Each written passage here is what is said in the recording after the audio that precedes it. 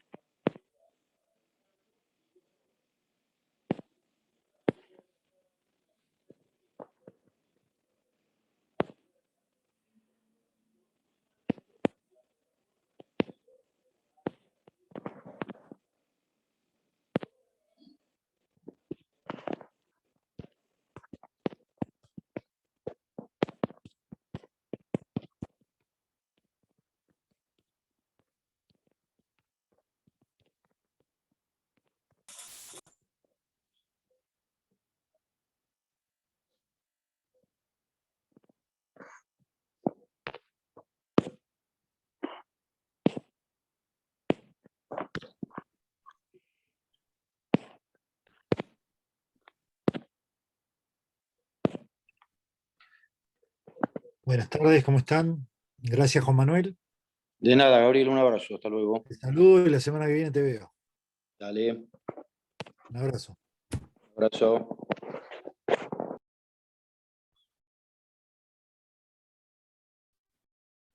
Bueno, vamos a esperar unos minutitos hasta por lo menos que sean y 35, por si se suma alguien más.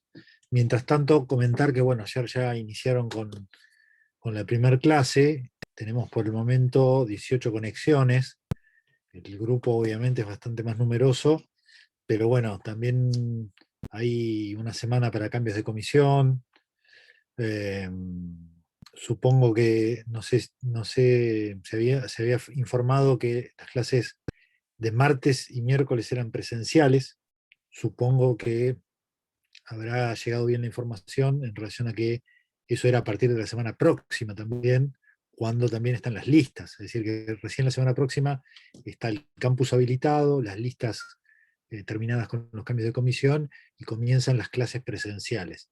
Supongo que quizás también esto puede haber generado alguna confusión y por eso tenemos menos personas hoy.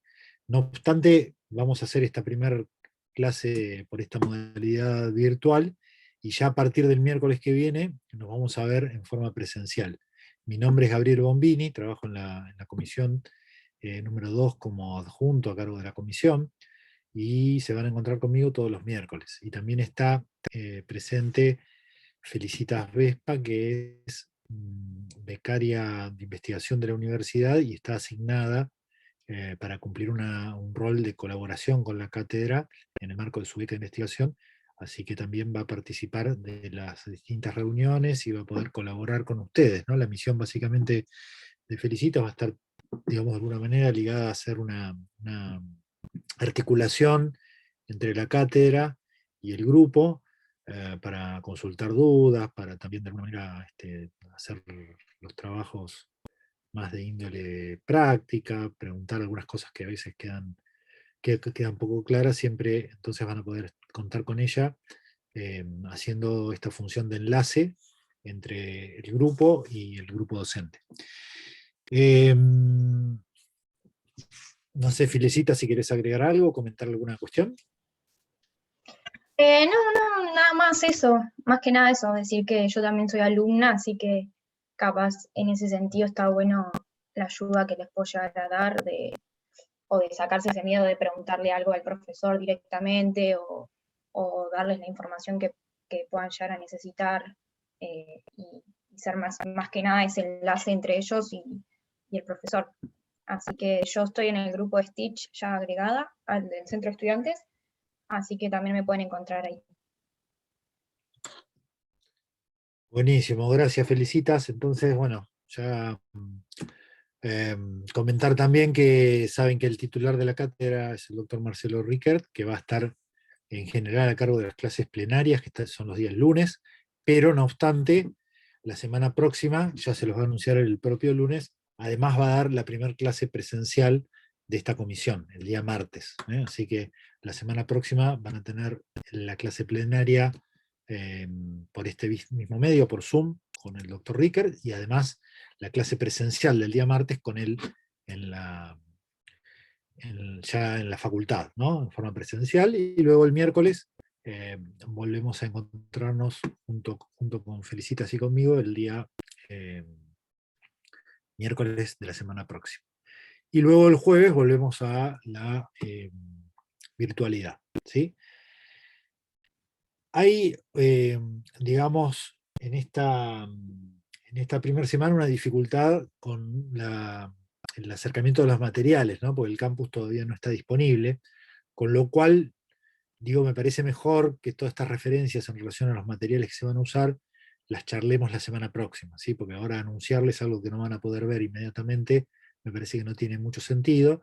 Sí decirles que obviamente hay un programa general, un cronograma que va a ordenar el temario, es decir, qué tema se desarrolla en cada clase. Tenemos pendiente todavía la determinación de la fecha del parcial, que va a ser informada en su momento por el Consejo Académico, o sea que eso también en el cronograma que hoy tenemos es un cronograma provisional hasta tanto tengamos esa información. Y luego tenemos una cantidad de materiales de lectura importantes en el campus, más allá que los manuales o los libros de derecho penal que en general se vienen utilizando son los que han hecho los autores Eugenio Raúl Zaffaroni, Alejandro Slokar y Alejandro Alagia. Este es un texto que, digamos, es bastante reciente. Hay uno más reciente del año pasado, que es solo de Eugenio Zaffaroni, que se llama Lineamientos de Derecho Penal. También lo pueden utilizar. Y también cualquier material que ya tengan de antemano eh, puede venir bien, siempre que sea un libro de derecho penal que sea medianamente actual, principalmente porque ha habido muchas reformas legislativas en materia penal y, digamos, los libros que ya tengan más de una década, yo no los recomendaría porque se han generado muchas transformaciones en el tiempo reciente y ya serían libros más viejos.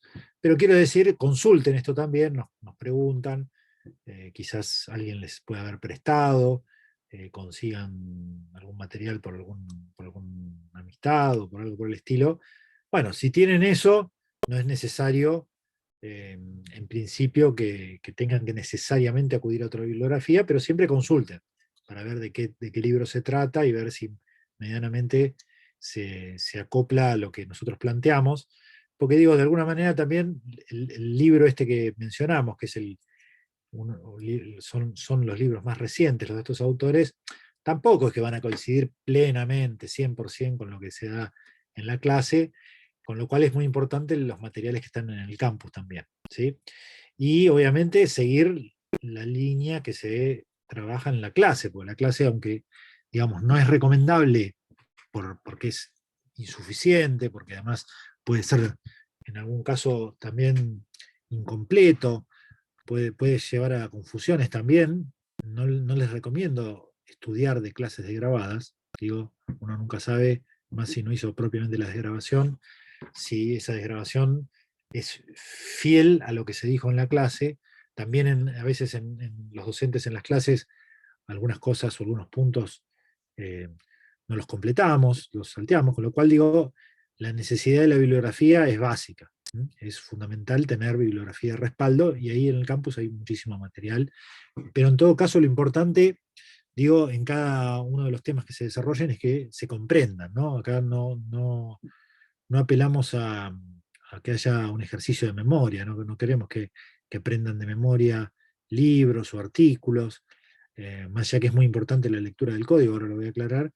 Digo, acá la idea es que los temas se entiendan, se comprendan, y entonces es importante el diálogo, que seguramente va a ser mejor cuando nos encontremos en un aula presencial, pero bueno, desde el punto de vista de las clases que tengan virtuales, también aprovechar eh, para preguntar. Desde mi punto de vista, mi pauta pedagógica básica es que la clase tiene que ser interactiva. Es decir, obviamente que yo voy a tomar buena parte del uso de la palabra en la clase, porque tengo que explicar, pero me parece que es fundamental que ustedes puedan eh, ir dialogando, ir comprendiendo a la par del desarrollo de las ideas que yo pueda ir aportando, para que haya comprensión, ¿no? Necesitamos que ustedes generen capacidades, habilidades para trabajar con el área penal, con las primeras nociones del derecho penal que tienen en la parte general.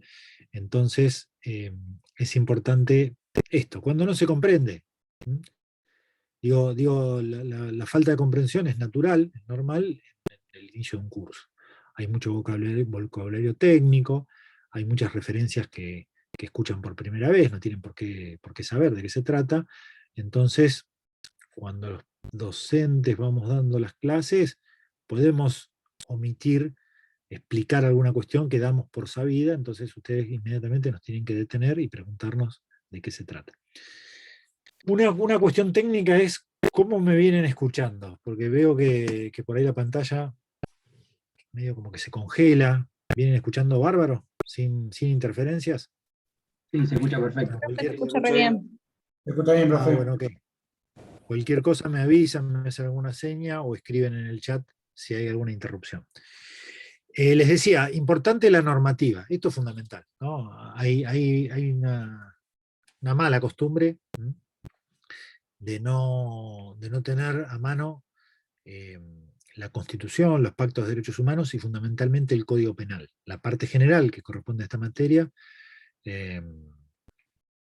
no son muchos artículos, son 78 artículos, o hasta el artículo 78, ni siquiera son 78 porque hay muchos que están derogados. Eso es fundamental, porque nosotros vamos a trabajar sobre explicar de qué se trata la parte general del Código Penal. Primero de qué se trata el derecho penal, ¿no? Hoy empezamos un poco a trabajar eso, pero digo, es fundamental que el Código Penal esté presente. En cada uno de los temas tenemos que referenciarnos sobre qué dice la normativa, porque en definitiva, como vamos a ver, el derecho penal no es más que interpretación de esas leyes para que se apliquen a los casos concretos.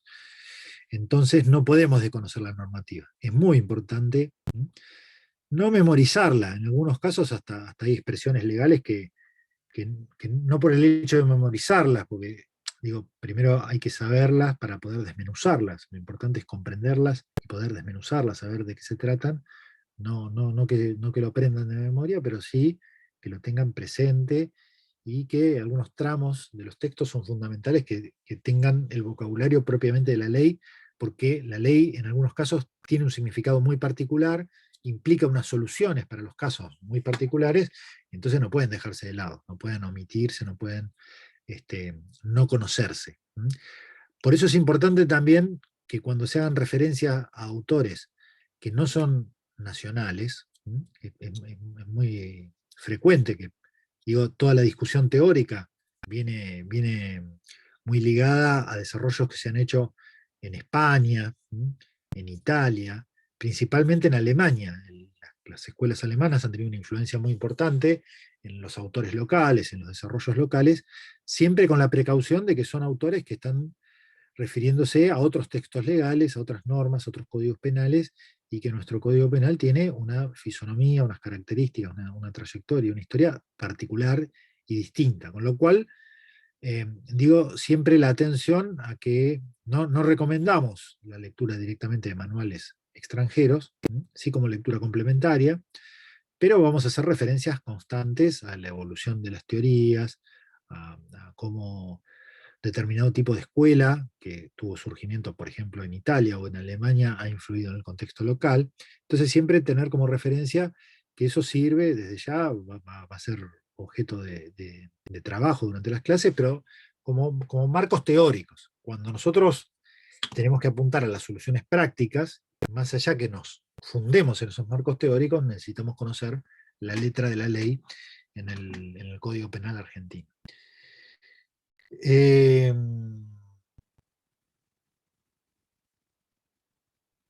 Esto, digamos, como una primera introducción, más desde lo organizativo, desde lo formal.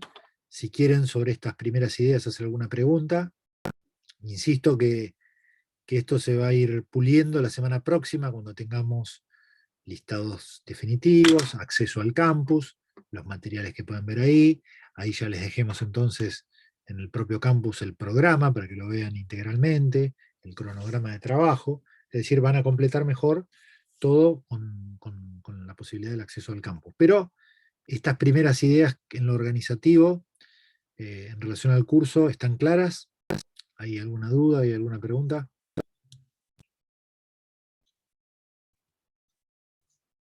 No, profe. Perfecto.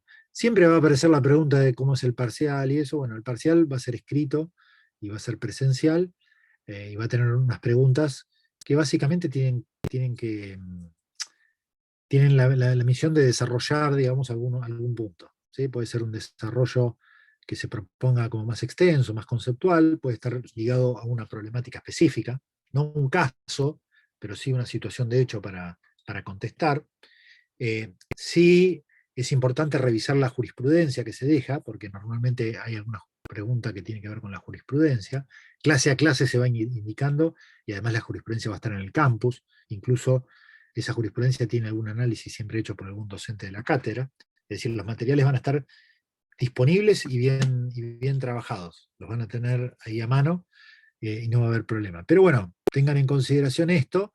Más adelante les vamos a ir dando más precisiones de la fecha y tal, pero la modalidad ya saben qué es eso. Va a ser en la facultad, va a ser escrito y va a ser a desarrollar, digamos, algunas preguntas más desde lo conceptual o más desde lo práctico, pero siempre preguntas a desarrollar.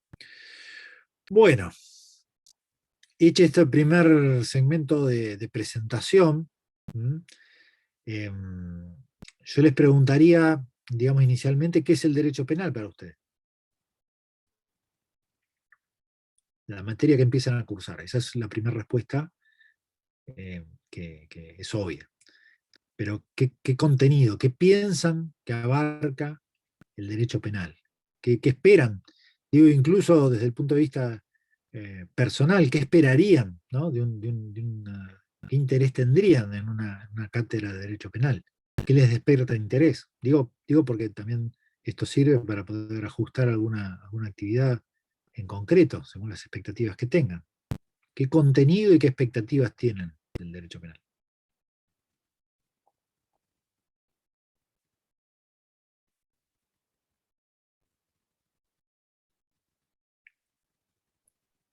La propuesta era de clases dialogadas, ¿no? Entonces hay que prender el micrófono. Sí. Para mí, lo que busco en esta materia es cómo regula la conducta humana, ¿no? De cada persona en una sociedad. Bueno, es una primera idea interesante, Pablo, un poco más acotada, ¿no? Porque obviamente no es la regulación de la conducta humana en general. El derecho en general podría decirse que de alguna manera puede estar vinculado a una función de regulación como producto estatal, ¿no? Esta es una primera idea importante. La ley es un producto estatal. La ley de fondo del Congreso de la Nación. Esto ya lo han estudiado en Derecho Constitucional. Entonces, como un producto estatal, como parte del ejercicio del gobierno, la ley pretende la regulación de las conductas que se dan en un espacio y en un tiempo determinado, ¿no? En una sociedad determinada, delimitada en función de límites temporales, territoriales, ¿no? Y también jurídicos, ¿no? Porque la soberanía se ejerce, ya lo vamos a ver, por fuera de simplemente definiciones estrictamente territoriales. Pero se concentra no en la regulación de cualquier conducta humana, sino más específicamente en algunas conductas. Desde el punto de vista criminal. Claro, Juan, muy bien. El acotamiento viene dado por lo que conocemos como lo delictual, ¿no? Acá hay dos conceptos que son fundamentales en la materia. El delito y la pena. ¿El delito qué es? Bueno, una conducta, como decía Pablo, que se considera, se le asigna un rótulo. Ahí decía Juan, criminal, ¿no? Uno podría decir delictual, un delito. ¿Qué conducta es el delito? Más allá que, obviamente, la primera característica formal, estrictamente política, jurídica, es que esté contenida en la ley penal como un producto estatal. Es decir, el Estado decide que hay unas conductas a las cuales va a incluir dentro de la ley penal y va a asignarle como consecuencia una pena. En ese sentido, bien decía Pablo, lo que hace es ordenar comportamientos. Porque dice, mire, si va a hacer este comportamiento, va a ir preso tanta cantidad de tiempo, por ejemplo. esa es una forma, se supone, de ordenar. Vamos a ver por qué fundamentos, con qué justificaciones, con qué finalidades, pero es verdad que funciona de alguna manera así. El Estado dice, para ordenar las conductas, vamos a ver si lo logra justificar, porque hay muchos problemas en relación a la justificación, a los fundamentos del derecho penal. Pero eso es motivo de otra clase. Hoy simplemente decir que efectivamente la ley aspira como un acto de gobierno a generar una regulación de los comportamientos, a evitar algunos, y por eso entonces les adjudica en la ley la posibilidad de ser objeto de una sanción que implica el uso de lo punitivo, ¿no? La pena, ese ejercicio del poder punitivo. ¿Qué significa esto? Significa que el Estado puede llevar adelante una acción violenta respecto a una persona, ejerce violencia sobre una persona, pero una violencia que es legítima porque está justificada en el contexto de una racionalidad legal, es decir, la ley se crea para algo, para un fin que el Estado propone como saludable para el funcionamiento social, y entonces a partir de ahí la violencia se torna legítima. Pero es problemático, porque a diferencia de otros campos del derecho, usa una violencia más específica, puede privar de la libertad a las personas. No hay otro ámbito, en principio, del derecho que pueda privar de la libertad a las personas, puede privar de ciertos bienes, puede ejercer durante el curso de un proceso penal también actos que implican privación de derechos o intromisión en los derechos particulares, ¿no? Investigando un delito se puede mirar la correspondencia de las personas, se le puede quitar el teléfono celular para ver qué pruebas puede haber de un delito, se puede introducir en sus cuentas bancarias, se puede introducir en su domicilio, es decir, toda una serie de formas del ejercicio de la violencia que llamamos poder punitivo y que están habilitadas en función de considerar que hay conductas que pueden ser sancionadas por ser consideradas delito. Ahora la pregunta es, ¿cuál es la razón por la cual el Estado, el Congreso de la Nación, los legisladores, le pueden llamar a determinadas conductas delitos? ¿Esto es arbitrario? ¿Pueden hacerlo en cualquier caso? ¿Qué características debería reunir una conducta para que pueda ser alcanzada por esta posibilidad de ser las personas que estén Que ponga en peligro a un sospechadas? tercero, Que rompa el ¿Cómo orden decir? social. Oh, que, perdón. que ponga en peligro a un tercero. Por Pongan en ejemplo, peligro. no sé si lo dije con un concepto No, está bien, pero eso era lo que. interesante. Hay que afinarla porque sí, obviamente. La idea de un tercero ya parece interesante, ¿no? Es decir, tiene que haber alguien afectado. Esto más que el Código Penal, lo dice eh, la norma fundamental, ¿no? La Constitución Nacional dice que las acciones privadas de los hombres que no afecten a terceros no pueden ser alcanzados por la autoridad de los magistrados. Dice, digo, para quien tiene una creencia, quedan reservadas a Dios, ¿no? Como la Constitución se inscribe, digamos, en una creencia específica, entonces reserva a Dios esas acciones. Perfecto. Esto, en el derecho constitucional, ¿cómo le llamamos?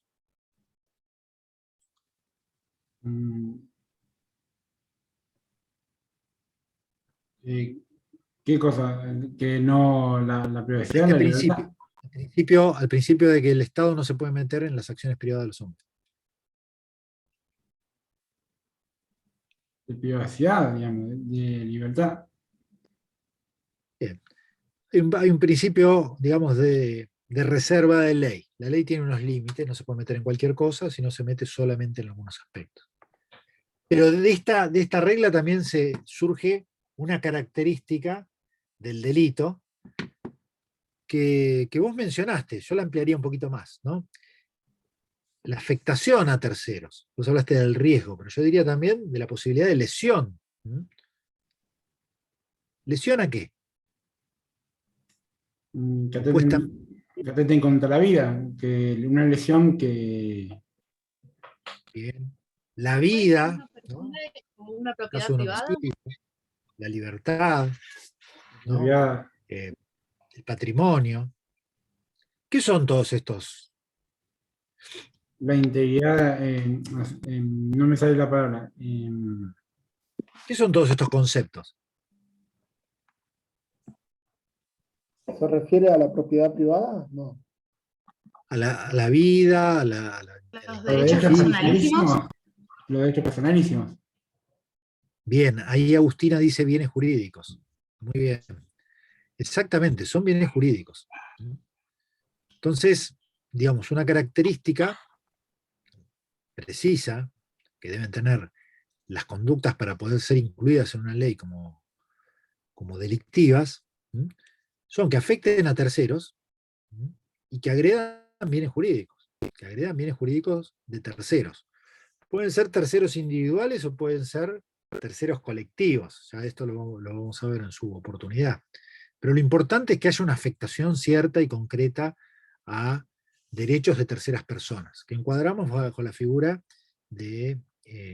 o bajo el concepto, que vamos a también trabajar muy particularmente, con más profundidad, de bienes jurídicos. Y hablamos de protección de bienes jurídicos penales, ¿no? Porque justamente la protección de bienes jurídicos se puede dar con otras herramientas de regulación que tiene el derecho administrativo, el derecho laboral, el derecho privado, pero los bienes jurídicos penales implican la posibilidad de la utilización de la violencia legitimada por parte del Estado, del poder punitivo legítimo.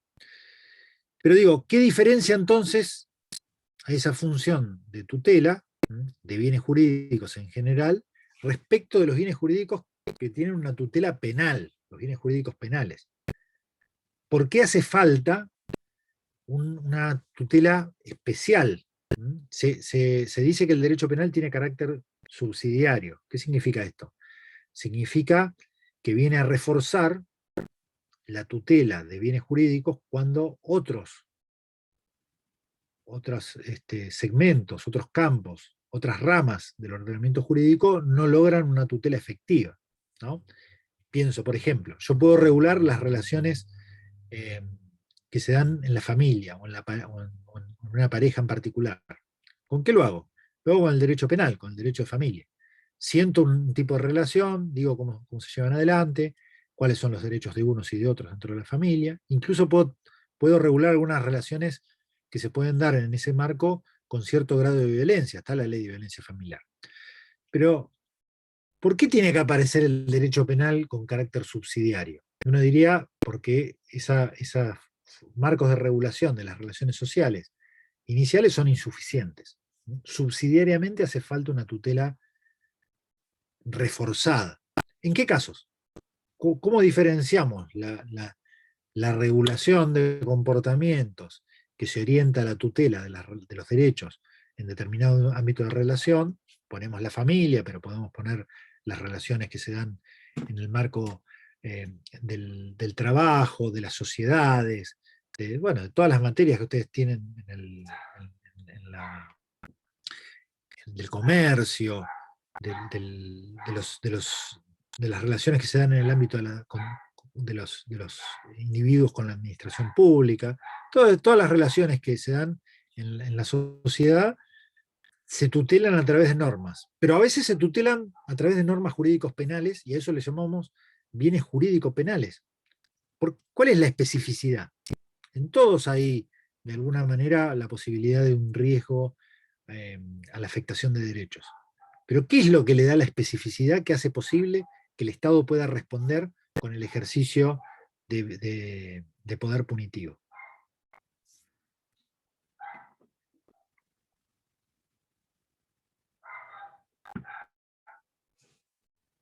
¿Qué diferenciaría un ilícito penal de un ilícito civil o de un ilícito administrativo? ¿El tipo de sanción? Obviamente, por la consecuencia del tipo de sanción. Eso le da nombre incluso. Si nos llamamos derecho penal es porque a los delitos se le imponen penas. Pero, ¿cuál es, digamos, el contenido que tiene el delito? El accionar. ¿El tipo ¿Pero de qué de la acción? daño? ¿Cómo? ¿El tipo de daño? Y ¿Por qué el tipo de daño? Por la violencia ejercida hacia ese bien jurídico. Bien, podríamos pensar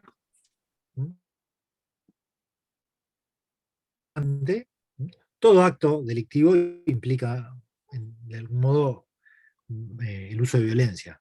No digo violencia física siempre, ¿no? En algunos casos puede ser de otras características, pero está bien, podemos definirlo como, de alguna manera, el nivel o el grado de violencia. Y por otra parte, el nivel o el grado de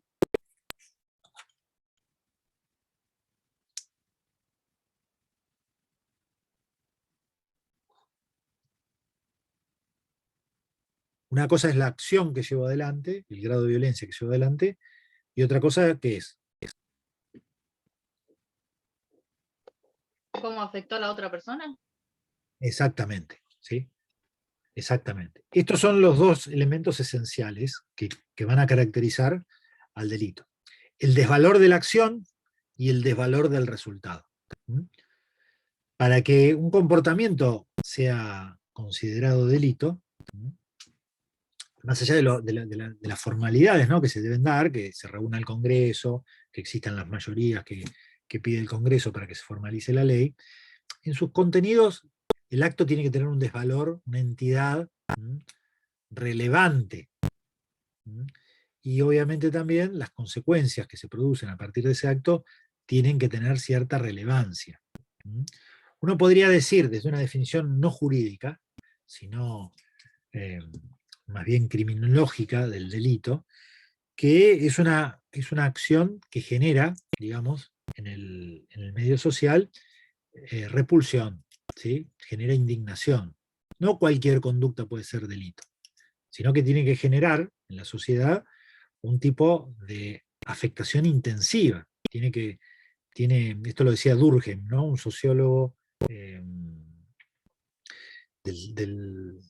fines del siglo XIX, inicio del siglo XX, que es considerado uno de los padres de la sociología. Dicen, las sociedades, determinado tipo de conducta, generan un tipo de afectación intensa, no solo a las personas que padecen el delito, sino a la sociedad en su conjunto, que esa sociedad entonces pretende que tengan una repulsa marcada. Por eso la sanción tiene una función para Durkheim muy específica, que es restablecer de alguna manera el orden social, restablecer los valores de esa sociedad. El delito afecta a los valores íntimos, las convicciones más íntimas de la sociedad. ¿Por qué? Y porque genera repulsa. No es que cualquier comportamiento puede ser considerado delictivo, sino aquel que efectivamente nos afecta, nos conmueve. Esto es lo que sucede con las conductas criminales, ¿no? Ustedes ven los medios de comunicación, ven las marchas que se hacen con personas que están vinculadas a algún hecho delictivo. ¿Qué es lo que? Ahí hay dolor, ahí hay sufrimiento, hay padecimiento. Esto es lo que caracteriza y lo que llevaría de alguna manera a un contenido esencialista del delito. Es decir, los legisladores solamente en esos casos, en esos supuestos que por lo disvalioso de la acción o por lo disvalioso del resultado, es decir, por la caracterización de una conducta como una conducta que efectivamente afecta las entrañas de la sociedad, o la consecuencia que lleva sobre las personas, por esas condiciones, entonces el legislador podría incluirlas dentro de un catálogo penal y responderle con pena. Porque evidentemente otros campos del orden jurídico no han sido suficientes para regular las relaciones sociales. Entonces hay que apelar a este tipo de solución más drástica, ¿no? En definitiva, ejercer el poder punitivo siempre implica una solución más drástica. Pero frente a conductas que lo merecen, por lo disvalioso de la acción, por lo disvalioso del resultado, generan zozobra en el orden social y entonces la necesidad de esta respuesta. Este tipo de definición esencialista, le digo yo, más del punto de vista de lo sociológico, ¿no?, desde lo criminológico, es un límite que obviamente es difuso y parte del debate social. Quiero decir, ¿qué conducta genera repulsa? Bueno, es objeto de debate, ¿no? Fíjense el debate sobre el problema de la interrupción voluntaria del embarazo. Se consigue la transformación legal luego de un intento fallido, en un arco temporal muy, muy acotado. Entonces, en unos 5 años, las soluciones en el Congreso de la Nación fueron diferentes. En el primer caso, un Congreso avanzó en una Cámara y en la segunda Cámara, en el Senado, fue rechazado. Y pocos años después, 2 años después, si no me equivoco, la misma cuestión vuelve a ser tratada, y el debate social, las formas, digamos, de valoración social han llevado a que ese tipo de comportamiento quede regulado de otra manera. Ahora admitiendo esta posibilidad de la interrupción voluntaria bajo unas reglas precisas, etcétera, etcétera. Quiero decir que, digamos, de alguna manera, esta definición de qué es lo que agravia efectivamente el sentimiento social, las bases de la sociedad en los términos de Durkheim, depende obviamente de valoraciones sociales del momento, ¿no? Otro ejemplo, el grooming, ¿no? El grooming es una conducta muy particular que pena aquel tipo de comportamiento que se lleva adelante con el contacto con una persona menor de edad, por ejemplo, en una red social, con la intención de tener un acercamiento de índole sexual, ¿no? Ese tipo de comportamiento, digo, es propio de un desarrollo tecnológico específico. El grooming aparece como una figura más cercana en el tiempo, no estaba obviamente contemplada. Nuestro Código Penal es de 1921, tiene 100 años, ¿no? Tiene 100 años clavados. Claro, en ese momento no aparecía, aparece como parte de la dinámica social actual, en donde hay un desarrollo tecnológico que nos expone a unas formas de comunicación diferentes. Hoy podemos dar clases de esta manera, producto de ese desarrollo tecnológico. Hay un tipo de relacionamiento social que se da en esas redes, que ustedes conocen mejor que yo, porque yo soy de una generación más antigua, ustedes se manejan mejor con todo esto, ustedes saben mejor cómo se generan ese tipo de relaciones. Para mí son muy difíciles todavía, más allá que me acostumbro a usar el WhatsApp, por ejemplo, ¿no? Pero un poco menos las redes sociales. Ustedes saben mejor. Digo, ahí hay unos cambios culturales, hay unos cambios, digamos, en las formas también de qué es lo moral, qué es lo correcto, lo incorrecto, ¿no? Por ejemplo, la sanción de la cancelación. Me imagino que ustedes saben, ¿no? En la red social, cuando alguien genera un comportamiento inadecuado, se lo cancela. Creo que es así, ustedes me pueden corregir. Bueno, digo, ahí hay unas pautas de comportamiento moral. ¿Qué es lo que está bien, qué es lo que está mal? ¿Cómo me desempeño en las redes sociales? Digo, y un tipo de trampa que puede generarse también cuando, como en el grooming, una persona mayor de edad se puede hacer pasar por menor de edad, ¿no? Entonces aprovecha también ese espacio de privacidad virtual que se genera para poder contactarse con una persona menor que de otro modo no podía contactarse, porque obviamente quizás había otro reaseguro que le podía dar la familia de esa persona menor de edad. Fíjense todas las cosas que pasaron para que pueda generarse un tipo penal específico, como es el tipo del grupo. Lo que quiero decir entonces es que el delito, en estas definiciones que parten desde el punto de vista de lo moral, de lo sociológico, son parte del debate social, de lo que va pasando y transformándose en la sociedad. A los fines del derecho penal, este es un debate que no nos preocupa tanto. ¿Por qué? Porque le preocupa a la política criminal.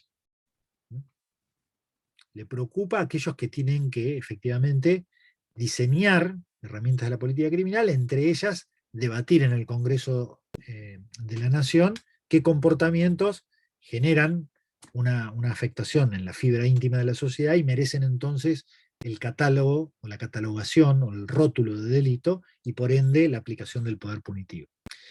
Al derecho penal, principalmente lo que le interesa es la aplicación de la ley sancionada, ¿no? Entonces quiero decir, el derecho penal está preocupado por una definición formal de delito. ¿Qué quiere decir una definición formal de delito? Que la conducta esté inserta en el ordenamiento jurídico penal. Es decir, que sea definida como delito. Ahí aparece principalmente el interés del derecho penal. ¿Por qué?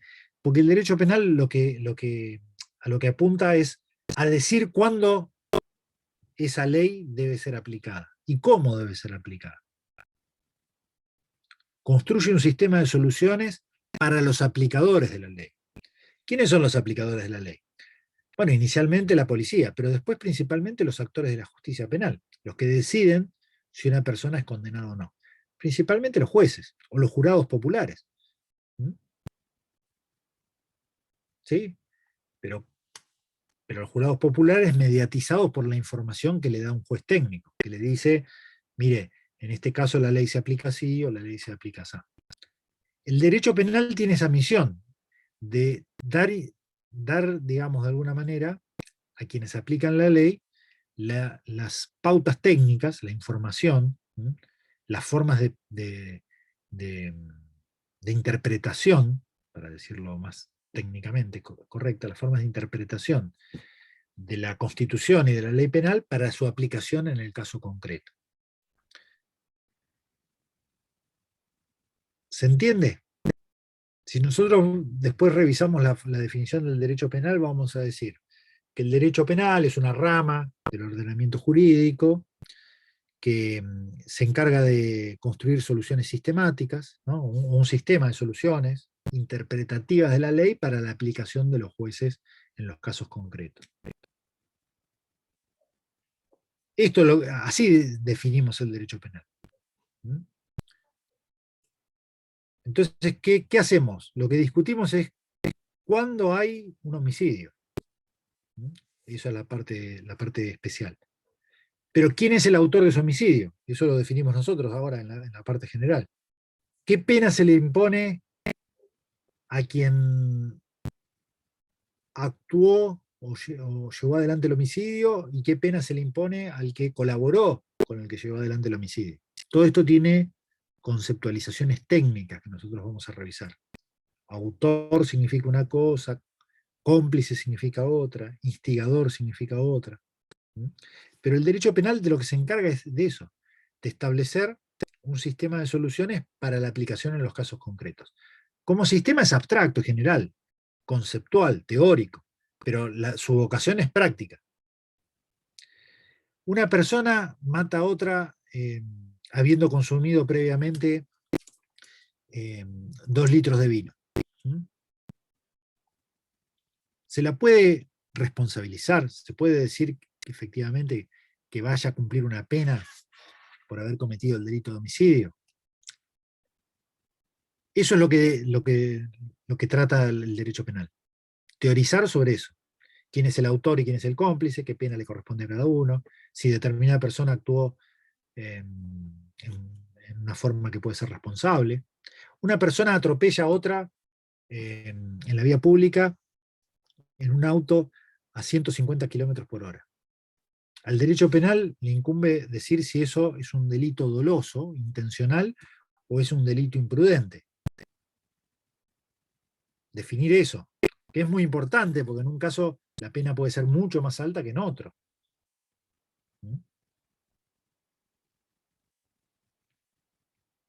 Todos los conceptos penales están orientados hacia soluciones prácticas. Es verdad que se construyen en el marco de lo teórico, pero tienen una vocación práctica, de que los fiscales aleguen, en función de una acusación, quien defiende proclame la inocencia de una persona, pero principalmente los que aplican, interpretan y aplican la ley son los jueces. Entonces, lo que construyen son soluciones para los jueces. El fiscal le trae la solución que él prefiere, y el defensor la que considera también desde su parte. Pero es el juez el que va a resolver el caso. Y la misión del derecho penal es darle buenas herramientas a los jueces para que solucionen bien los casos. Desde ese punto de vista, el derecho penal es un saber. Esta palabra saber va a aparecer en el texto permanentemente, oponiéndola a la palabra poder. Ya usamos la palabra poder para decir que era el poder punitivo. Era ese ejercicio de violencia que el Estado puede legítimamente ejercer en determinadas situaciones. Cuando a una conducta le dice que es delito y cuando legítimamente tiene pruebas para sospechar de una persona ha sido su autora. Ahí lo lleva adelante. Pero por otro lado está el saber. ¿Qué es el saber? Lo que hacemos nosotros acá en las clases. Es decir, cuando un juez se encuentra con esta situación, debería resolver de esta manera. ¿Por qué? Y porque esta es la interpretación que surge de la Constitución y del Código Penal. Este es un saber que lo que hace es decir cuándo ese poder se puede ejercer y cuándo no. Por eso en el libro se habla de la palabra de que la misión del derecho penal es contener el poder punitivo. ¿Por qué? Y bueno, porque simplemente lo que dice es, mira, si se encuentra una persona que fue a 150 kilómetros por hora y no frenó en el semáforo, y bueno, ahí parece que más que una imprudencia puede haber una intención ya, aunque no conozca al que atropelló. Pero evidentemente ya esa consecuencia que era atropellar a una persona y probablemente matarla, la asumió y la llevó adelante. Entonces ahí pongamos consecuencias más graves. Pero si no tenemos, digamos, demostrada esa intencionalidad, pongamos consecuencias menos graves. Entonces, el saber penal construye esas soluciones. Son problemáticas, son difíciles, son de alguna manera discutibles, debatibles, pero lo que se trata es de construir las mejores soluciones para que el día que efectivamente hay un caso concreto, se aplique la ley penal del modo más racional posible. Por eso la aplicación sistemática, van a escuchar también esta palabra, ¿no? Sistemática de la ley. ¿Qué significa? Y bueno, buscar que las soluciones sean racionales. No que por el mismo caso un tribunal condene a una persona por el hecho más grave y el otro tribunal la condene por un hecho de igual característica a una pena más leve. A eso se apunta con la construcción sistemática. Que haya en la aplicación de la ley, digo porque atrás de todo esto hay un valor que como sociedad tratamos de reivindicar, que es la justicia, no queremos que haya injusticia. Entonces, la construcción sistemática es importante porque apunta a tratar de que los casos tengan soluciones similares para casos similares. A todo esto llamamos la labor de la dogmática penal. ¿Alguien quería decir algo? Escuché ahí que, no sé si era Juan, que había dicho profe, y yo como venía Sí, yo, embalado. profe. Tengo una consulta. Como hoy se está implementando el sistema del juicio por jurado, ¿el jurado no le estaría también cumpliendo el papel del juez, interpretando también? Exactamente. Lo que pasa es que el jurado no es técnico, sino que es popular. Define los hechos, pero lo tiene que aplicar a alguna norma. Y el jurado no conoce la norma, porque no es técnico en derecho. Entonces, para eso hay un juez. El juez no vota. Esto es en la provincia de Buenos Aires, ¿no? Son 12 jurados populares, 6 hombres y mujeres, se sortean por el número de DNI, pero hay un juez que le dice, mire, si usted considera que la persona no tuvo, digamos, ningún tipo de reparo en seguir adelante con su conducta, bueno, eso es un homicidio doloso. Ahora, si usted considera que la persona infraccionó la ley de tránsito, y como consecuencia de eso produjo un homicidio, pero no es que lo asumió como parte de su conducta, muy probablemente. Bueno, eso entonces condénelo por homicidio imprudente. Y el jurado, que no pasó por una facultad de Derecho, con esas herramientas que le da el juez, decide. Por eso es importante también la formación técnica que ustedes reciban en la facultad, porque después no solamente la tienen que aplicar, sino que a veces la tienen que transmitir a una persona que no tiene formación para que decida adecuadamente. En el jurado, el juez profesional, el juez técnico tiene esa función, de darle las herramientas mínimas, eso se llama instrucciones, ¿no? Instrucciones al jurado, para que el jurado que no tiene conocimiento técnico, para ese caso, tenga las herramientas mínimas para resolverlo. Las instrucciones, obviamente, que se construyen con la participación del fiscal, del defensor, para el caso concreto. No se le informa de toda la ley, sino de lo que tiene que aplicar en el caso concreto. El abogado defensor y el fiscal tendrán que convencer al jurado. También, ¿no? Y ellos, de acuerdo a eso, van a... Con la información técnica que le da el juez, resuelven si la persona es culpable o inocente. Pero digo, ahí se aprecia con claridad cuál es la idea del saber penal, ¿no? Es decir, es conocimiento, es decir, ¿Cómo se aplica la ley en un caso? ¿Se aplica así o se aplica así? Eso es lo que hace el derecho penal. ¿Para qué? Y para habilitar que se pueda ejercer poder punitivo o no. Porque según cómo se interprete la ley, entonces se va a aplicar una pena o se va a considerar que la persona no es más grave o una pena más leve. Esa es la misión que tiene el saber penal. Discutir cuáles son las soluciones correctas para los casos. Para que los que tienen la función estatal de juzgar en un caso concreto, sea en forma rutinaria los jueces profesionales, o sea en forma accidental los jueces populares, lo hagan correctamente para que se pueda efectivamente llevar adelante un proceso de juzgamiento que consideramos dentro de la sociedad que es justo. Eso es lo que tiene como misión el derecho penal. ¿Se entiende? Sí, sí, profe. Ahí se entendió. Yo no entendí. Bueno, ahora, si sabemos que el derecho penal tiene esta misión bien técnica, bien específica, bien formal, construida sobre la base de la definición formal del delito, nosotros tenemos que también conocer que el derecho penal tiene interrelaciones con otras ciencias penales, que no tienen esa misión que tradicionalmente se le llamó misión dogmática, ¿no? Esa misión de interpretar la ley se le llama la misión dogmática, ¿no? ¿Por qué? Porque se supone que sobre la base del dogma de la ley construye las soluciones para los casos concretos. Es muy discutible esta expresión dogmática y es cuestionable, pero bueno, esto es de una profundidad que en el curso inicial no vamos a trabajar. Pero quedémonos con esa misión, ¿no? La misión interpretativa de la ley es una misión dogmática. La ley ya viene dada, entonces el intérprete la va a aplicar al caso concreto. Nosotros que somos los penalistas, le decimos cómo debería aplicarla en el caso concreto. Para qué casos debería aplicar la ley y para qué casos no. Esa sería un poco la misión del derecho penal. Pero ya dijimos que hay otros que se encargan de otra cosa, de identificar, por ejemplo, qué conductas deberían ser objeto de la ley penal. Y esa es la política criminal. La política criminal es la que dice, esa le sirve más, de alguna manera, al legislador, porque el legislador entonces va a tratar de verificar en el orden social qué comportamientos se producen. Mire, estamos viendo que cada vez hay más personas que tienen contactos con finalidad sexual con menores de edad en las redes sociales. Esto no venía pasando en el pasado, pero ahora está pasando. Entonces, desde el punto de vista político-criminal hay que hacer algo. Bueno, se pueden hacer muchas cosas. Prohibir que los menores accedan a las redes sociales.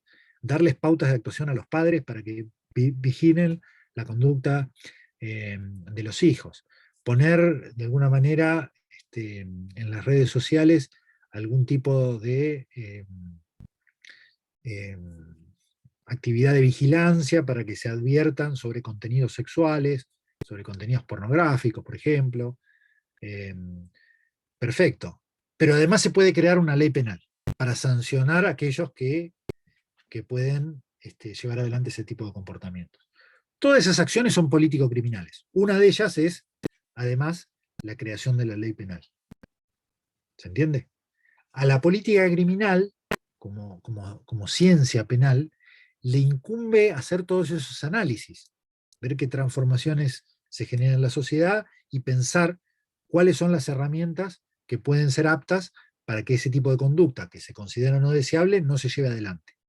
Una de esas puede ser crear la ley penal. Entonces ahí tenemos una diferencia clara entre derecho penal, que tiene como saber, una misión muy acotada, que es proponer cómo se interpreta la ley para aplicarla al caso concreto, de, por ejemplo, la política criminal, que tiene otra misión. Ver qué herramientas se construyen desde el Estado para impedir ese tipo de conductas. Digamos que la política criminal incide en una fase inicial de actuación de la ley penal, que es su creación. La política criminal va a decir cuándo se crea la ley penal. En cambio, el derecho penal va a actuar en todo el marco de aplicación de la ley penal, cuando la ley penal ya existe, para ver cómo se interpreta y se aplica a los casos concretos. Pero también está otras ciencias penales, que ya no son prescriptivas, como el derecho penal y la política criminal, es decir, dicen cómo debe ser la cosa, ¿no? Es decir, el derecho penal dice cómo debería aplicarse la ley penal, y la política criminal dice cómo debería gestionarse un conflicto para evitar determinado tipo de comportamientos. Dicen entonces cuándo debe crearse una ley penal y cómo debe ser esa ley penal, sino que son ciencias descriptivas. ¿Qué quiere decir? Analizan la realidad de los fenómenos. No dicen cómo los fenómenos deben ser regulados o cómo deben ser aplicadas las leyes, sino que simplemente dicen quiénes padecen el delito, cómo se llevan adelante las penas, cuántas personas son victimizadas. Describen la realidad social en torno al problema delictual, al problema y al problema penal. Son ciencias del ser, están más cercanas a descripciones sociológicas de lo que ocurre. Las que se encargan, digamos, de estos problemas pueden ser divididas, como son tradicionalmente las ciencias penales, por aquellas que están más ligadas al problema del crimen, a eso se le llama la criminología; las que están más ligadas al problema de las víctimas, a esa se le llama victimología; y las que están más ligadas al problema de las penas, y eso se llama penología. Quiere decir que criminología, victimología y penología son, dentro del marco de las ciencias penales, aquellos campos del saber que desde un punto descriptivo relatan lo que sucede en la realidad social. Quiénes son criminalizados, quiénes son victimizados, quiénes son penalizados. O cómo se llevan adelante esos comportamientos criminales, cómo se llevan adelante la victimización, con clasificaciones, ¿no? Porque uno dice, bueno, está la criminalidad de Estado y la criminalidad callejera, o la criminalidad del poder y la criminalidad callejera. Esas son clasificaciones criminológicas. Están las víctimas de violencia de género y las víctimas de violencia institucional, o las víctimas del delito común. O están las penas privativas de libertad, o las penas que caen sobre el patrimonio. Con clasificaciones, análisis estadísticos, análisis cualitativos, ¿no? Sobre percepciones, qué considera, por ejemplo, la población sobre la utilidad de la cárcel, ¿no? Ese es un estudio desde el punto de vista empírico, desde el punto de vista del ser. ¿Cómo impacta la pena privativa de libertad en las personas? Es decir, son ciencias que se encargan de la descripción de la realidad social, de los delitos, de las víctimas y de las penas, que tienen también su interrelación con el derecho penal. ¿Por qué? Porque le dan información útil para la aplicación de la ley penal, ¿no? Por ejemplo, nuestro Código Penal dice que las penas de hasta 3 años de prisión pueden ejecutarse condicionalmente, y no necesariamente las personas tienen que ir a prisión, sino que se le puede imponer una pena que se llama de ejecución condicional, el artículo 26 del Código Penal. ¿Por qué dice esto el Código Penal? ¿Por qué las penas de hasta 3 años, si las cometió una persona que es el primer delito que comete, el Código Penal prefiere que no vaya a la prisión y que lo cumpla condicionalmente, que sea controlado por el patronato de liberados, que haga determinado tipo de comportamiento en el medio social, y no que vaya efectivamente a la prisión? ¿Por qué? Creo que lo considera como una advertencia. Claro, como una advertencia. ¿Pero por qué considera suficiente la advertencia y prefieren no mandar a la persona a prisión?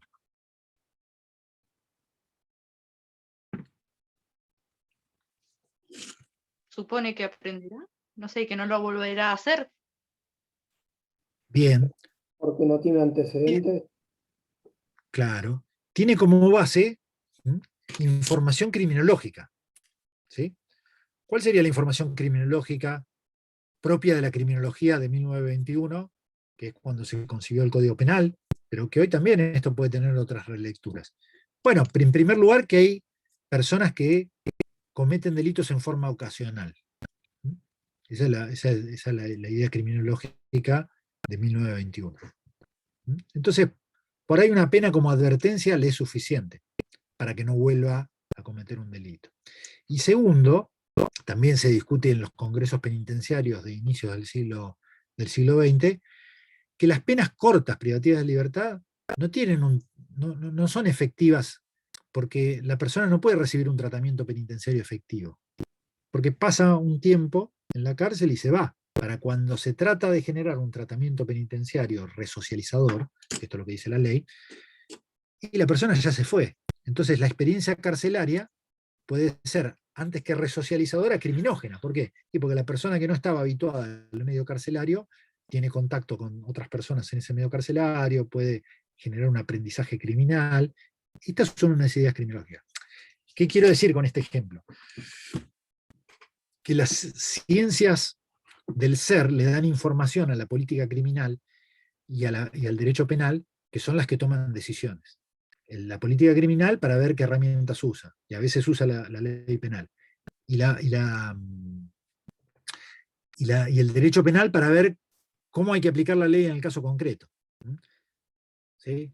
Si nosotros vamos a meter a la persona una pena corta, privativa de libertad, bueno, sobre la base de las pautas legales que ya establecen esa posibilidad de la ejecución condicional, bueno, entonces, con la información que dan las ciencias del ser, mejor tomo esta decisión.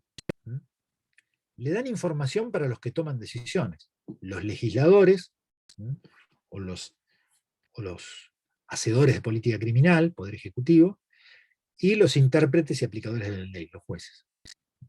Esta es la interrelación que se genera entre ciencias del ser y del deber ser. La política criminal y el derecho penal son espacios de la decisión. La criminología, la victimología y la penología le dan información para tomar las mejores decisiones. ¿Se entiende la idea? Así funcionan las ciencias penales integradas con el derecho penal. Nosotros hoy estudiamos en esta materia el derecho penal. Este último momento, cuando la ley penal ya está creada y hay que aplicarla para interpretarla de un modo sistemático, coherente, racional, y que permita el ejercicio del poder punitivo de ese modo racional, acotado, cuando la interpretación de la ley, constitucional de la ley, dice que debe aplicarse. Pero hay una interrelación con estas ciencias penales. Y obviamente en las normas jurídicas se juegan unas miradas sobre el derecho penal. Uno dice, la reincidencia se provoca por la naturaleza desviada del agente delincuente o se provoca por la influencia negativa de la prisión. ¿Sí? Esa es una pregunta criminológica. La criminología le puede dar información al legislador y al juez para que tome sus mejores decisiones. Un comportamiento, ¿conviene penarlo con pena privativa de libertad o es más eficaz una multa? Por ejemplo, en la criminalidad económica. O con una intervención sobre la persona jurídica que provocó una quiebra, ¿no? Por ejemplo, no sé, una sanción en torno al funcionamiento de esa empresa. ¿Cuál es la mejor herramienta? Esa información se la da la penología, al legislador o al juez. ¿Se entiende? Los padecimientos de las víctimas. Digo, por ejemplo, hay una reconsideración actual sobre los padecimientos de las víctimas de violencia de género. Esto es una transformación valorativa de la sociedad, pero sobre la base de la información que se aporta desde las ciencias del ser, la victimología. Indica cuando, por ejemplo, una mujer víctima de violencia de género puede tener un comportamiento de tolerancia a la violencia por el ciclo de violencia de género que se da en la relación que está llevando, una relación, digamos, tortuosa que está llevando adelante con la pareja. A veces en los tribunales se encuentra con que una persona que es víctima de un hecho de violencia física grave, con consecuencias visibles, no obstante, pretende que el Estado no sancione al agresor. Esta información la aporta la victimología, para que el legislador tome buenas decisiones cuando crea la ley penal, y para que cuando diseña política criminal, y en su momento crea la ley penal, o para que el fiscal tome la decisión de acusar, o el juez tome la decisión de absolver o de condenar. O, por ejemplo, de ejercitar la acción penal o no, ¿no? Vamos a ver que la acción penal se ejercita por parte del Estado en forma oficial cuando hay un delito, pero a veces pide la opinión de la víctima. Y en las lesiones, que son delitos que están vinculados con la violencia de género, la opinión de la víctima es crucial para seguir adelante con la investigación. Como también, aunque uno piensa que es un delito extremadamente grave, porque afecta socialmente, en el sentido de Durkheim, y tiene una pena extremadamente grave, no obstante el Estado no puede seguir adelante si no tiene la decisión previa de la víctima.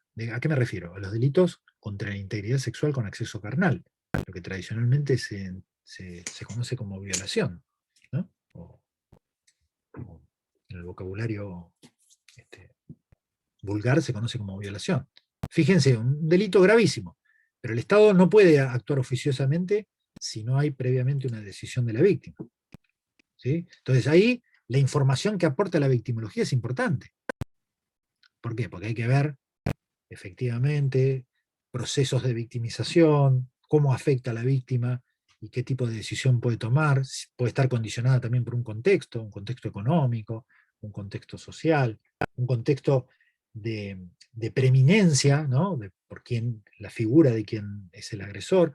Hay una serie de circunstancias que son importantes, la información que aportan las ciencias del ser para que se tomen decisiones adecuadas en la creación de la ley y, en lo que nos interesa más puntualmente en el derecho penal, también en la aplicación de la ley.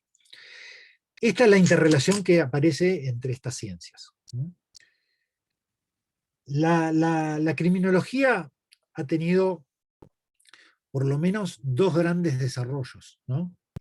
Un desarrollo, digo, luego si ustedes van a seguir en la materia de criminología van a ver que en realidad hay más visiones sobre el problema criminológico, pero aquí inicialmente para esta materia simplemente nos vamos a quedar con dos grandes visiones. Una criminología que se llama criminología positivista, de corte etiológico, y una criminología que se llama criminología crítica. La criminología positivista de corte teológico piensa que el delito es cometido por personas a las que rotula como delincuentes, y que esas personas tienen un condicionamiento patológico respecto al delito. ¿Se entiende? Están condicionadas por un factor que puede ser constitutivo, puede venirle a la persona genéticamente, en su matriz, en su constitución, puede ser también adquirido, deficiencias que por ejemplo se pueden plantear en el orden de la salud mental, ahí aparece la psicología criminal, la psiquiatría criminal, o puede ser también adquirido en el medio social, aparece la sociología criminal. Pero en todos los casos, lo que tenemos es una persona peligrosa, condicionada patológicamente a cometer delito, porque por malformación antropológica o genética, por deficiencia psicológica o psiquiátrica, por el medio sociológico, social, ambiental en el que se desarrolla, pero esa es la matriz de interpretación del problema criminológico y victimológico y penológico que tiene la criminología positivista. Las víctimas ponen condiciones para el delito, según este entendimiento del de la visión criminológica positivista. Y las penas solamente pueden ser remedios contra el delito, ¿no? Si el delito es una patología, lo que se busca es un tratamiento previo diagnóstico. Todo este vocabulario está en las leyes penitenciarias, ¿no? Se busca un tratamiento para superar la patología. Este es el esquema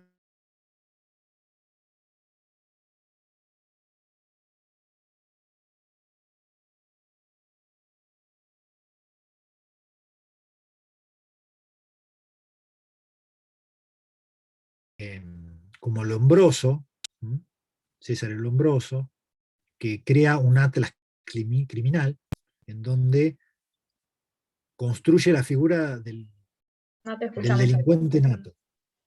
¿Sí? El delincuente nato es una clasificación de quien está condicionado a cometer un delito. ¿Por qué? Y porque ve Lombroso déficits en la constitución antropomórfica.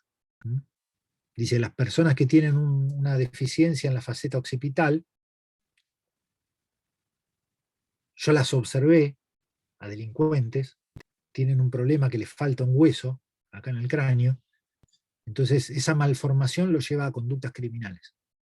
Esto decía Lombroso. Dice, las personas que tienen constitución física pícnica, es decir, son personas más bien bajas de estatura, más bien, digamos, cuerpo no atlético, sino más bien robusto, son de alguna manera proclives a cometer delitos contra la integridad sexual, dice Lombroso. ¿Por qué? Y porque hizo estudios sobre delincuentes y entonces midió qué cantidad de personas tenían esas características. Bueno, las personas que por el contrario son más bien atléticas en su conformación física, tienen poca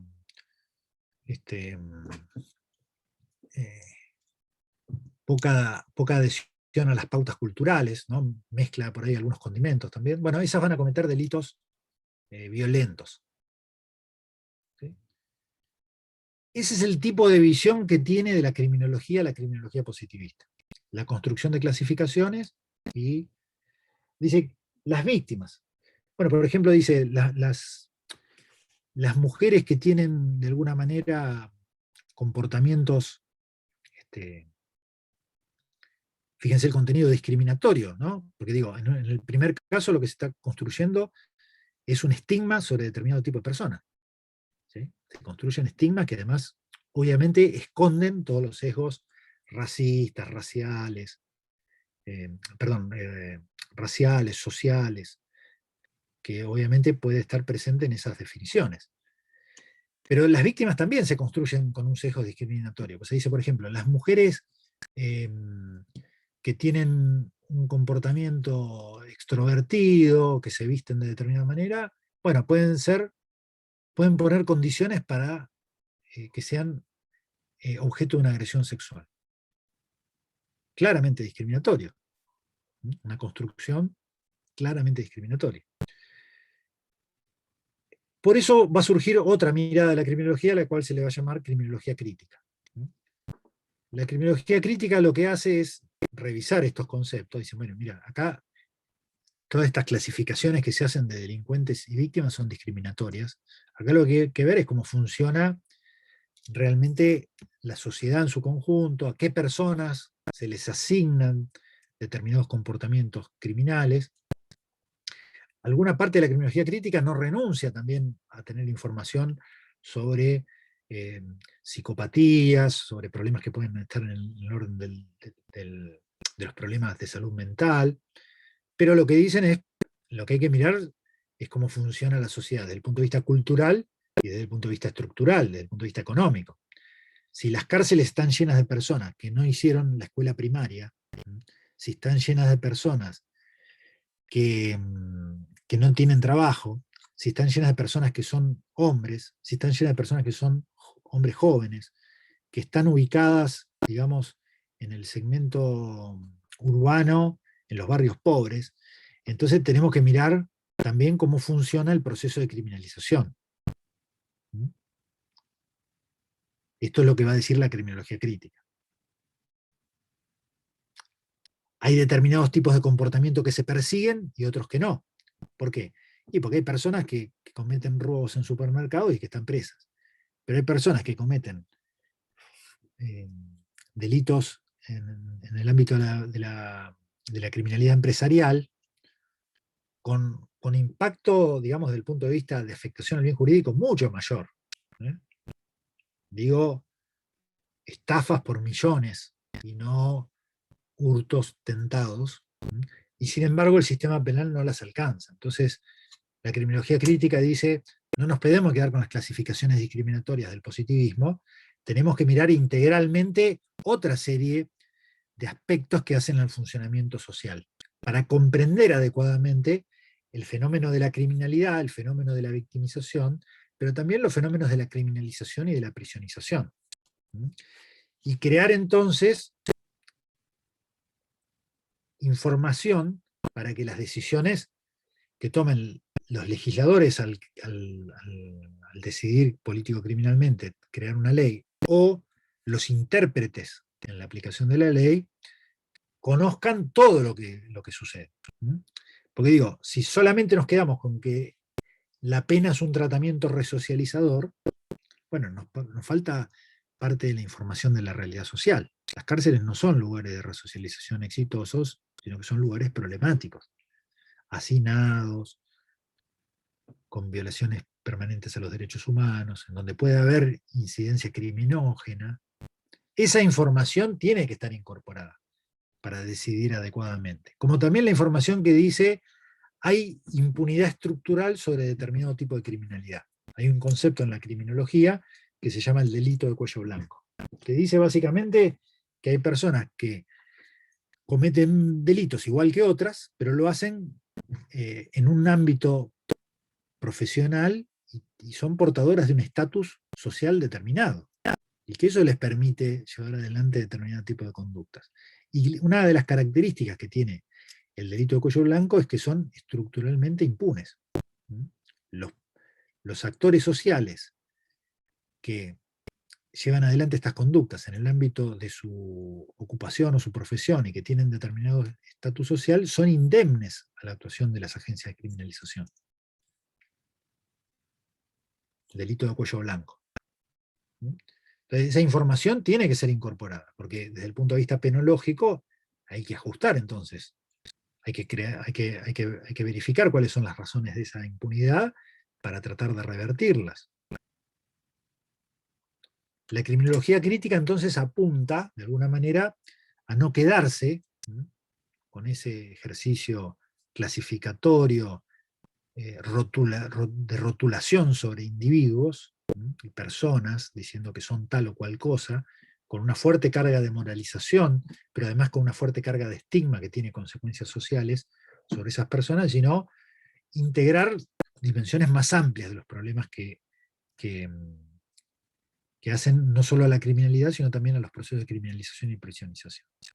Estas son las dos grandes vertientes. Hoy, obviamente, que está, digamos, desde el punto de vista científico, se ha avanzado hacia posicionamientos críticos. Que vuelvo a decir, no reniegan, algunos sí lo hacen, pero en general no se reniega de otro tipo de información que puede ser útil también en torno a aspectos de la persona que puede estar involucrada en un delito. Pero lo ponen en un marco de relaciones sociales, políticas, económicas, culturales, más amplio, para poder entender adecuadamente qué es lo que está sucediendo en la realidad social. Esta es un poco una primera clase de introducción para que primero nos situemos un poco de qué va la materia. Y segundo, también tengamos conciencia de que nuestra materia es una materia especialmente problemática. No por nada está permanentemente en el debate público, en los medios de comunicación, en la televisión, en los diarios, los juicios, los asesinatos, los hechos de delitos de cuello blanco, la criminalidad de Estado, lo que ocurre, digo, hablamos de criminalidad de Estado, hablamos de nuestro pasado, ¿no? En la dictadura militar, pero también hablamos, por ejemplo, de lo que está ocurriendo hoy en Afganistán. Quiero decir, los problemas penales son problemas especialmente complejos, ¿no? Entonces, la misión que tenemos los que nos dedicamos al derecho penal debe ser muy responsable. Estamos tratando con aspectos en donde las personas lo que están expresando es mucho sufrimiento, mucho dolor, mucho padecimiento, y tenemos que tener una mirada realista. Está bien que nuestra misión es la aplicación de normas jurídicas, ¿m? Pero en esa aplicación de normas jurídicas hay que incorporar la realidad social, hay que comprender lo que sucede, ¿m? Para poder aplicarlo. Porque digo, uno de los problemas graves que tiene el ejercicio general de la abogacía, no digo los abogados en particular, sino de la magistratura, es haberse construido sobre la base de un alto nivel de sofisticación técnica, ¿no? Que además nos genera cierto prestigio, nos construye de alguna manera como una corporación que puede hacer lo que obviamente el resto no puede hacer, ¿no? El juicio por jurado viene a romper con esa lógica. Pero tenemos todo un lenguaje, usamos las fórmulas del latín. Ustedes ya han empezado a cursar derecho y ya deben haber incorporado palabras en latín. Y además, cuando lo ponemos en ejercicio práctico, en instituciones que son agencias estatales, se hace con un alto nivel de burocratización, ¿no? Porque la forma de las agencias estatales, no solamente la justicia, sino toda la administración pública, se ha construido sobre la forma de la burocracia. Esto lo explica también muy bien un sociólogo, otro padre de la sociología, que es Max Weber, ¿no? Cómo se construyó con el Estado moderno todas unas agencias para gestionar, en definitiva, lo social. La administración pública en general y la administración de justicia en particular se construyen sobre la base de rituales, trámites, expedientes. Claro, los años pasan y los sufrimientos de las personas que han sido víctimas de un delito, o que han tenido un familiar víctima de un delito, o que están esperando un juicio, que no saben si van a ser condenados, están esperando privados de libertad, en prisión preventiva, y después de años son declarados inocentes. Bueno, todo esto requiere mucho de realidad, ¿no? Entonces requiere transformar fuertemente un sistema que se ha construido sobre esas bases, primero muy formalizadas, muy técnicas, muy eruditas, y segundo muy burocráticas. Es muy importante que nosotros tengamos presente estas dimensiones del problema. Estamos tratando con problemas muy graves para las personas, en donde hay mucho sufrimiento y mucho dolor, y tenemos que empezar a hacerlo de otro modo, porque lo estamos haciendo mal, de un modo distante, de un modo demasiado formal, demasiado técnico.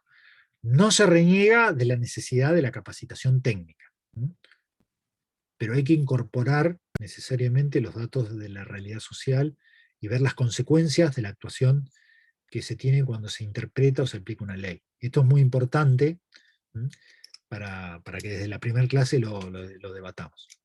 Por eso también, de algún modo, trabajamos con estos autores que son aquellos que incorporan dentro del esquema del derecho penal los datos de la realidad social. Hay otros autores que no, que son refractarios, ¿no? Ustedes habrán visto las teorías puras del derecho. Las teorías puras del derecho piensan que el derecho simplemente es un ejercicio técnico, descomprometido con aspectos, digamos, políticos, económicos, que son, en todo caso, otras áreas ajenas al derecho. El derecho debe ser puro.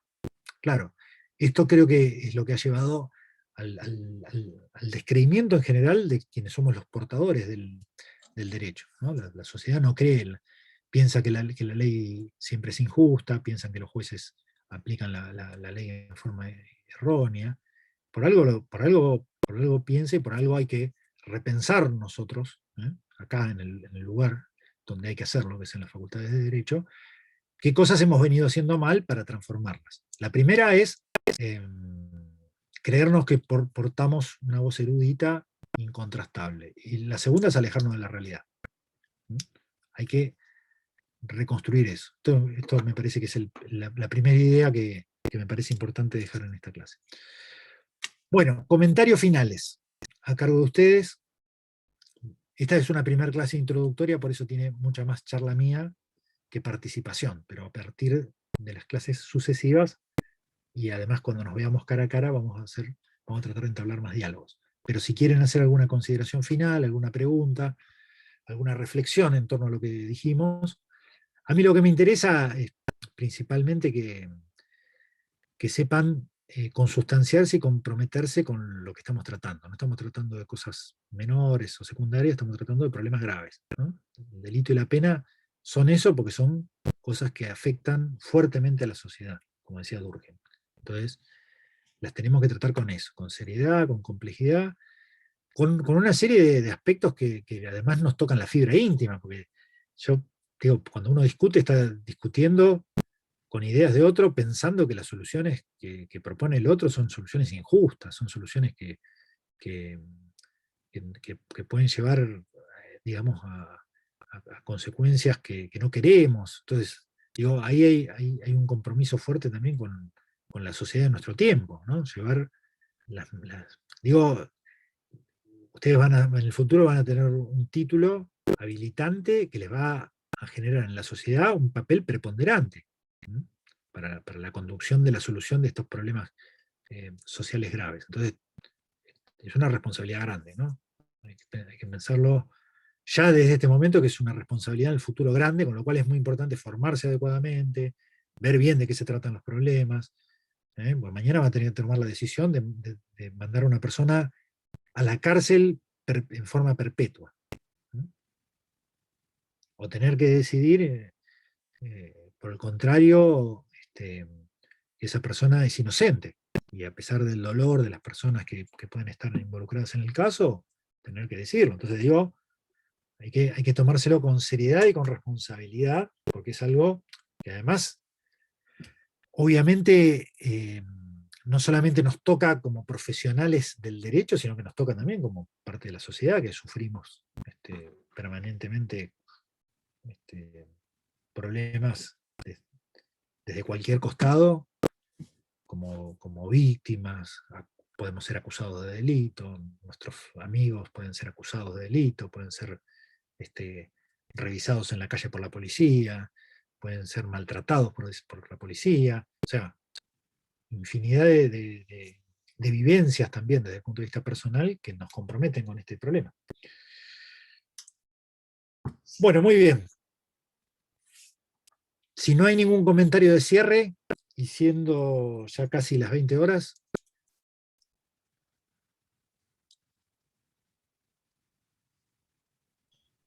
Profe, hacer la primera clase. A ver, ¿quién quiere decir algo? no, hay una consulta sobre mañana, como todavía no yo por lo menos todavía no puedo entrar al campus y no puedo ver el cronograma. ¿Qué tema nos tocaría mañana? ¿Sabe? Así, por ahí no puede. ¿O qué unidad? La 3. Sí.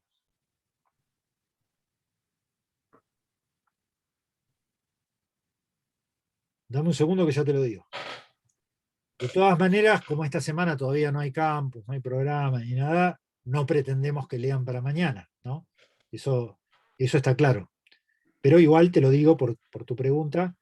Mañana tocaría continuar con el tema de la victimología, la política criminal, pero